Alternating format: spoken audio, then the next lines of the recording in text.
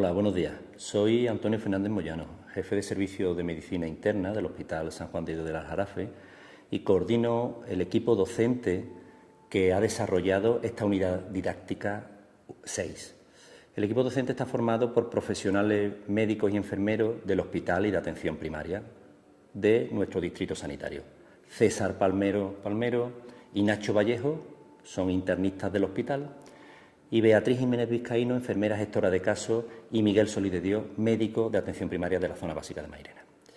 En este tema lo que les vamos a mostrar es cómo vamos a aplicar de una forma práctica los conocimientos que hemos ido adquiriendo previamente sobre dos de las entidades crónicas más importantes en nuestro medio, que son la insuficiencia cardíaca y el EPOC.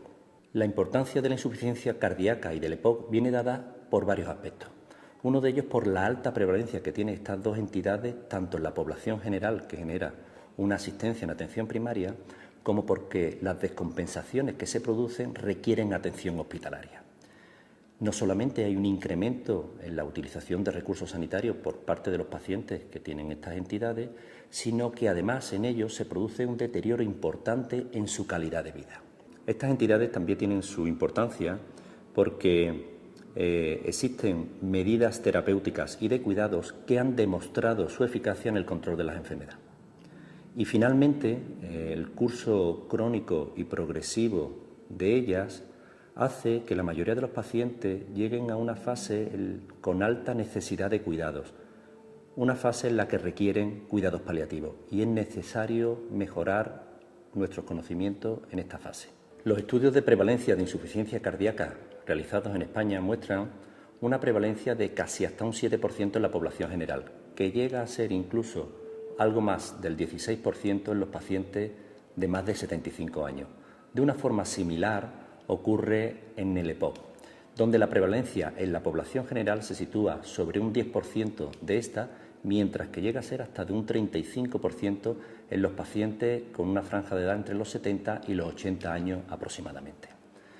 De igual forma, esta alta prevalencia en atención primaria tiene su impacto en los ingresos hospitalarios. Así, en los datos del CMVDA de Andalucía del 2012, sobre un total de algo más de 500.000 de altas dadas en los hospitales, vemos como las altas de insuficiencia de pacientes con insuficiencia cardíaca y con EPOC llega a ser hasta del 5%. Para situar bien este porcentaje, sirve de comparación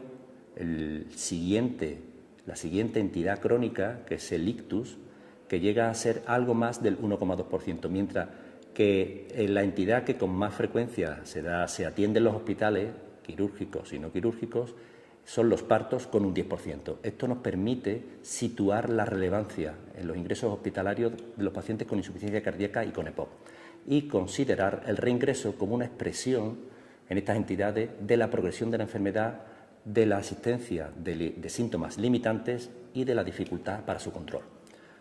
Otro aspecto que justifica la relevancia de estas entidades es la influencia que tiene sobre la calidad de vida de las personas.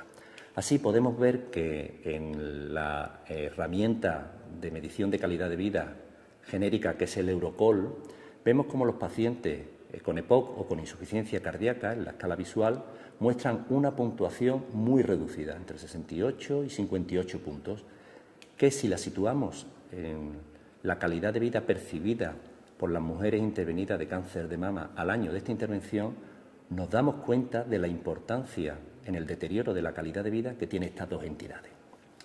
De igual forma, y lo hemos comentado antes, está bien definido cuáles son las medidas de cuidado y terapéuticas y organizativas que consiguen mejoría en el control de la enfermedad. El tema del infrauso o sobreuso de fármacos es muy importante. Y así, por ejemplo, en la insuficiencia cardíaca con fracción de eyección reservada, solo el 56% de los pacientes están utilizando betabloqueantes. Y en cambio, en la insuficiencia cardíaca con fracción de eyección preservada, donde esta estrategia terapéutica no está tan bien definida, hasta un 40% de los pacientes lo sigue tomando. El avance de la enfermedad hace que llegue un momento en el que estas personas requieran una atención especializada, unos cuidados paliativos. Y al contrario de lo que pudiera pensarse en relación a los pacientes con necesidad de cuidados paliativos de origen oncológico, la prevalencia estimada en Andalucía de los pacientes con EPOC o insuficiencia cardíaca que van a requerir cuidados paliativos llega a ser hasta de 14.000, frente a los 22.000 que tendríamos con cáncer. Resulta también ilustrativo indicar que los síntomas atribuidos habitualmente a los pacientes paliativos de origen oncológico, como el dolor, la disnea o la ansiedad, tienen una prevalencia muy similar en los pacientes con EPOC e insuficiencia cardíaca.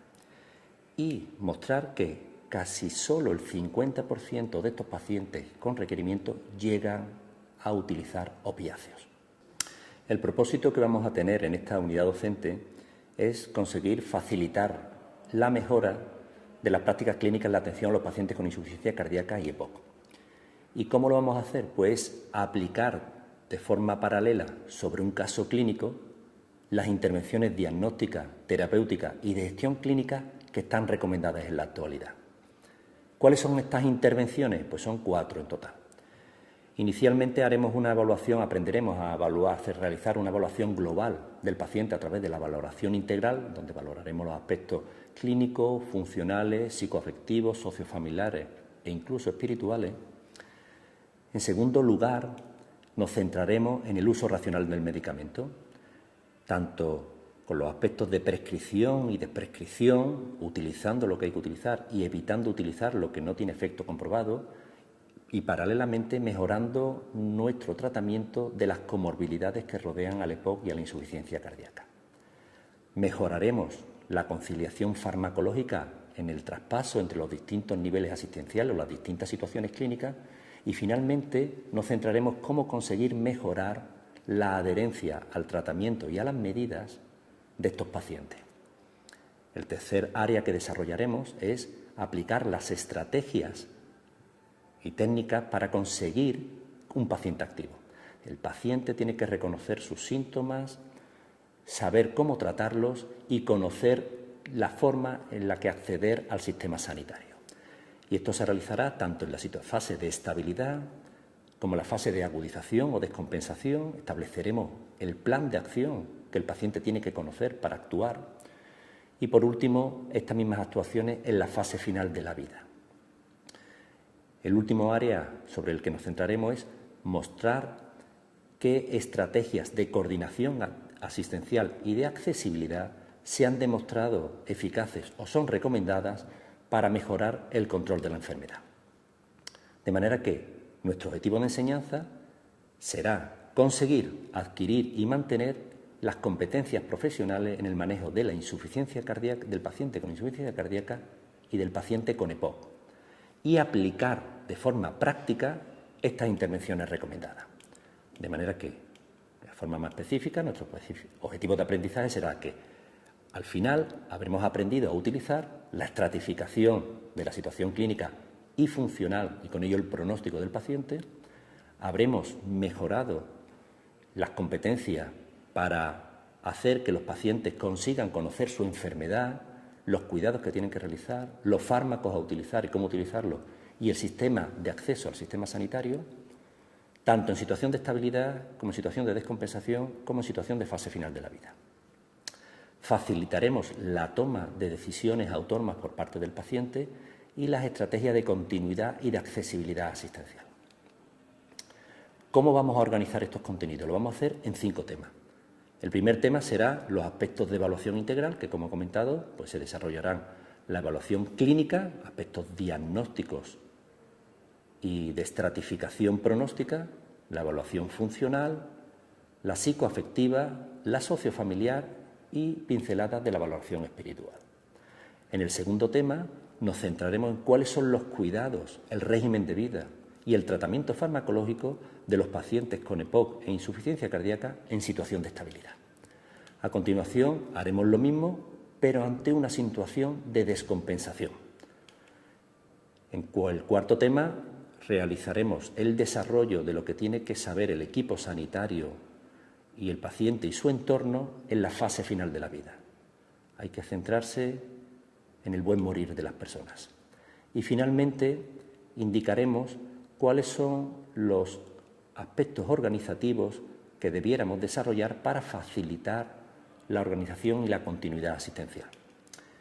¿Con qué metodología docente vamos a utilizar?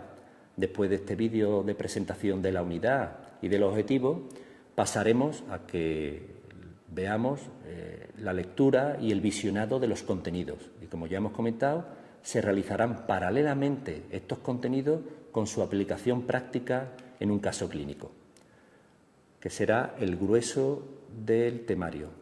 Finalmente, desarrollaremos actividades prácticas donde haremos reflexiones sobre nuestro ejercicio profesional, las áreas de mejoras que propondremos, se participará en foros, los profesores indicaremos algunos aspectos que sean útiles para debatir y finalmente haremos un resumen de los mensajes clave, de las ideas clave que debiéramos extraer de cada uno de los apartados. Finalmente, como forma de autoevaluación, realizaremos un ejercicio tipo test de autoevaluación de los conocimientos que hemos ido comentando. Esperamos que al final de esta unidad docente hayamos conseguido que se incorporen o se mantengan nuestras buenas prácticas clínicas en el manejo de los pacientes con insuficiencia cardíaca y con EPOC.